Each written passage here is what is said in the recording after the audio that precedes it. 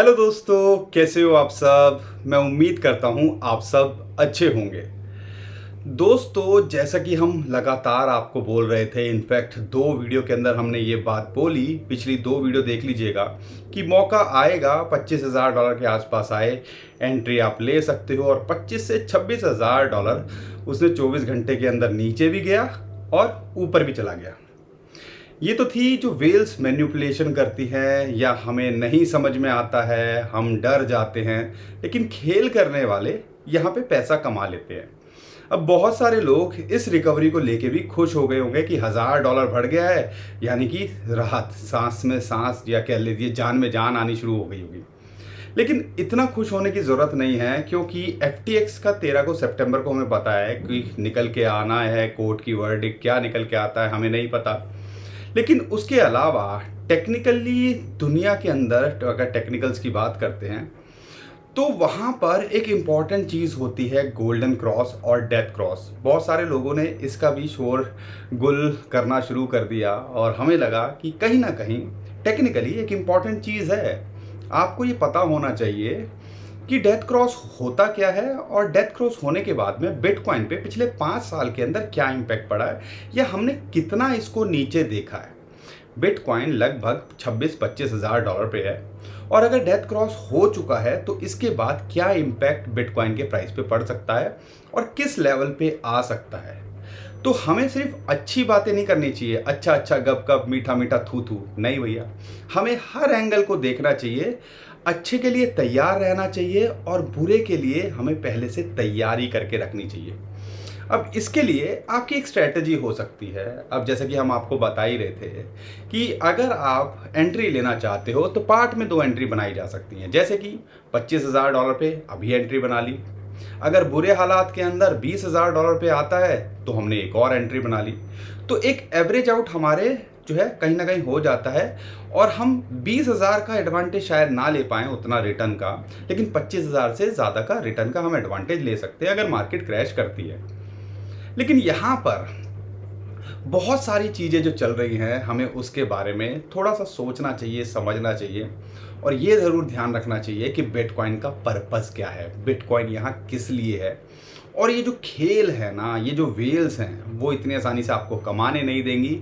और आप ये समझ लीजिएगा कि यहाँ पर एक्यूमुलेशन बहुत ज़्यादा है। $25,000 या वो कोशिश करेंगे जितना सस्ते से सस्ता ले सकें आपसे ले लें और फिर बाद में 6 महीने 1 साल 1.5 साल बाद आपको ही वो चीज़ महंगे दुगने दामों में बेचेंगे और आप रिग्रेट के अलावा कुछ नहीं कर पाओगे। चीज़ों को समझने की कोशिश कीजिएगा। FTX का आपको पता ही है, कल पता चली जाएगा हाथ कंगन को आरसी क्या, पढ़े लिखे को फारसी क्या, कि क्या होता है। हमें नहीं लगता, क्योंकि हमने एक एंगल आपको बताया था। यहाँ पर 1,000 बिलियन यानी कि $1 ट्रिलियन की total crypto currency market cap की बात है और यहाँ पर लगभग 6 से 8 बिलियन डॉलर FTX के पास फंड है। और इसके अंदर भी वो एकदम से बेचने का नहीं है, कह रहे हैं कि 200 मिलियन वीकली वो बेचेंगे। अब वो क्या बेचते हैं, कैसे बेचते हैं, उसका प्रेशर पड़ेगा। तो क्या जब 1% भी प्रेशर नहीं है तो हमें पैनिक करना चाहिए। लेकिन मार्केट के अंदर, मेन मीडिया के अंदर लोगों को इतना पैनिक ट्रिगर कर दिया कि लोग यही सोच रहे हैं कि भैया यहाँ तो पता ही नहीं क्रिप्टो करेंसी खत्म है। डिसाइड आप कीजिएगा, क्योंकि अल्टीमेटली आपका पैसा। और मैंने एक दूसरा एंगल भी आपको बताया था कि जैसे कि आपको पता है ना, मेडगॉक्स, उसके अंदर कोर्ट के परमिशन लेनी पड़ती है। चल रहा है कि हम बिटकॉइन दें या हम आपको फिएट के अंदर दें। तो FTX के पास में कौन सा राइट है कि वो कोर्ट उसको परमिशन दे दे। मैं समझना चाह रहा हूँ, मुझे अभी तक ज़्यादा डिटेल नहीं पता है, लेकिन मैं एक आम आदमी की तरह सोचूं तो मेरे दिमाग में ये आता है कि क्या अगर हम होल्ड करते हैं FTX के क्रिप्टो करेंसी, जब वो जो है ख़त्म हो गया था, बैंकरप्ट हो गया था, तो अगर मेरे एसेट हैं तो मुझसे नहीं पूछा जाएगा कि भैया मुझे बिटकॉइन चाहिए जो मेरे को क्रिप्टो करेंसी चाहिए या मुझे स्टेबल कॉइन चाहिए। उसकी जिम्मेवारी कौन लेगा? तो कोर्ट क्या इस चीज़ को देखेगा कि नहीं देखेगा? अगर देखेगा तो किस हिसाब से वो सेल की परमिशन दे सकता है। बहुत सारी चीज़ें हैं, कल जाके उस चीज़ों का जवाब मिलने वाला है। तो यहाँ पर इन शॉर्ट ये सारी चीज़ें चलती रहेंगी और हमने $1000 डंप भी देखा और $1000 का पंप भी देखा। पैसा कमाने वाले दोनों तरफ पैसा यहाँ कमा गए होंगे, न्यूज़ को भुना के क्रैश करने वाले भी, और डर के मारे जब आप बिटकॉइन बेच रहे थे रातों रात इसको ऊपर भी कर दिया। उम्मीद करता हूँ अगर आपको समझ में आ रही है हम क्या बताना चाह रहे हैं, तो वीडियो हमारा कंटेंट अच्छा लगता है तो वीडियो को लाइक ज़रूर करिए और चैनल को सब्सक्राइब भी ज़रूर करिए। लेकिन आज की जो वीडियो है ना वो एक्चुअल में ये FTX को लेके नहीं है, क्योंकि कल पता चल ही जाएगा। आज की वीडियो है टेक्निकली डेथ क्रॉस को लेके, क्योंकि डेथ क्रॉस कहीं ना कहीं एक टेंशन दे रहा है। अब वो टेंशन क्या है, जब मैंने पिछले 5 साल का डाटा को एनालाइज किया और मुझे ये रियलाइज़ हुआ कि जब भी डेथ क्रॉस हुआ है उसके हफ्ते भर के अंदर हमने एक इमीडिएट क्रैश या इमीडिएट रिएक्शन देखा है। अब इसको रिलेट कर सकते हो, अगर FTX का जो है कहीं ना कहीं कोर्ट ने दे दिया सेलिंग का, तो भी ये एक रीज़न बन सकता है या बहाना बन सकता है। लेकिन टेक्निकली बात करें तो यहाँ पर जब भी ये क्रैश हुआ है ऑन एन एवरेज हमने 20 से 30% का क्रैश देखा है बिटकॉइन के प्राइस के अंदर। लेकिन हफ्ते भर के अंदर और उसके हफ्ते 15 दिन के अंदर जिस रेट पे, यानी कि अभी $25-26 हज़ार पे हैं, ध्यान रखिएगा इस चीज़ को भी जो मैं बताना चाह रहा हूँ, तो वहाँ पर हमने 15-20 दिन के अंदर उसको रिकवर करते भी देखा है। यानी कि क्रैश करेगा, इसका रिएक्शन आ सकता है, अब वो सहरा क्या FTX पे बने या कोई और नेगेटिव न्यूज़ निकल के आ जाए और यहाँ से रिकवरी हो जाए। क्योंकि पिछले अगर मैं आपको बात करता हूँ, जैसा कि अभी आपको चार्ट में भी दिख रहा होगा, 2000 मैं बाइनेंस का चार्ट ले रहा हूँ और बाइनेंस जो है 2017 में ही शुरू हुआ था, तो और पिछले 5 साल में ही एक फेयर आइडिया लग जाता है। उससे पहले जाएंगे तो बहुत ज़्यादा फ्लक्चुएशन हो जाती है। तो 2018 में डेथ क्रॉस हुआ, 2019 2020 में डेथ क्रॉस हुआ, 2021 2022 में डेथ क्रॉस हुआ और अभी 2023 में।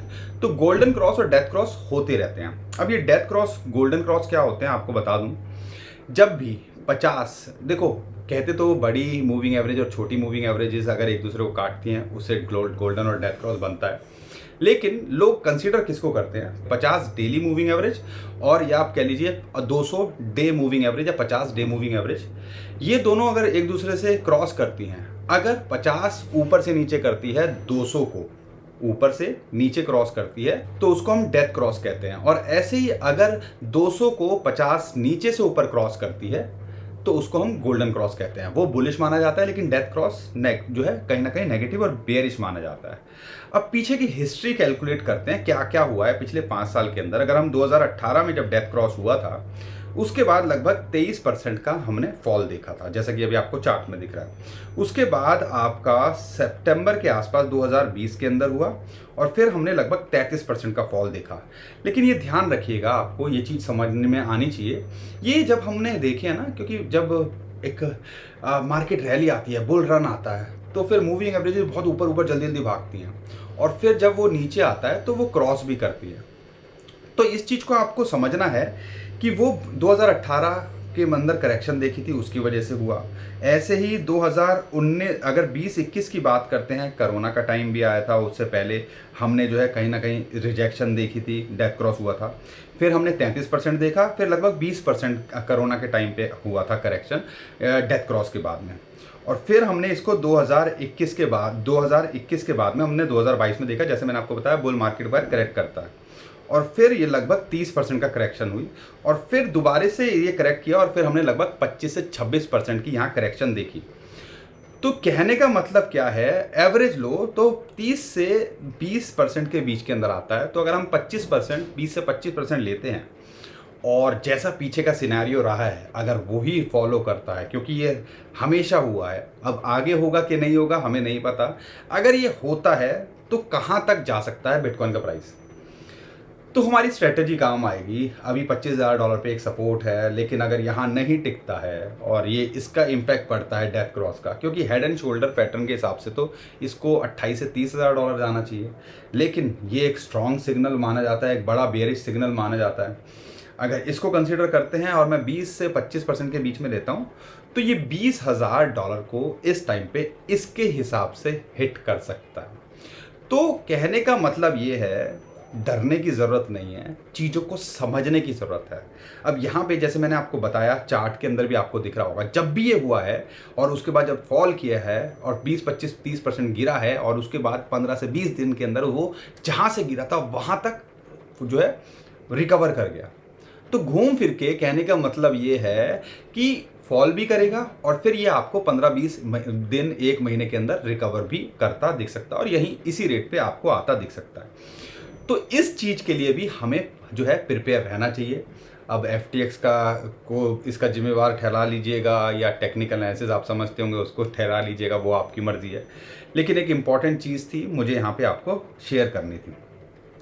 लेकिन अगर मैं शॉर्ट टर्म में देखता हूँ, $25,000 हमने जैसा बोला वहाँ हिट किया, वहाँ सपोर्ट मिली, साइकोलॉजिकल सपोर्ट थी 30,000, 25,000, 20,000। तो 20,000 पे आएगा तो साइकोलॉजिकल सपोर्ट भी है और वो मैंने आपको बता दिया अगर डेथ क्रॉस का इम्पैक्ट पड़ता है तो वहाँ तक आता है, तो वहाँ तो छोड़ना ही नहीं है अगर आ जाए।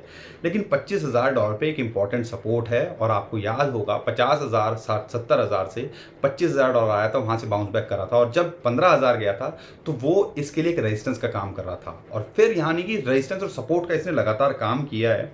तो अभी सपोर्ट का काम करना चाहिए और यहाँ से अगर बाउंस बैक करता है, 3 नेगेटिव टेक्निकल एनालिसिस के अगर सिग्नल देखते हैं टेक्निकली तो आ रहे हैं 200 वीक मूविंग एवरेज की, 50 मंथ मूविंग एवरेज की और ये अब सोने पे सुहागा कह लो या सर मुंडवाती ओले पड़ने वाली बात हो गई डेथ क्रॉस।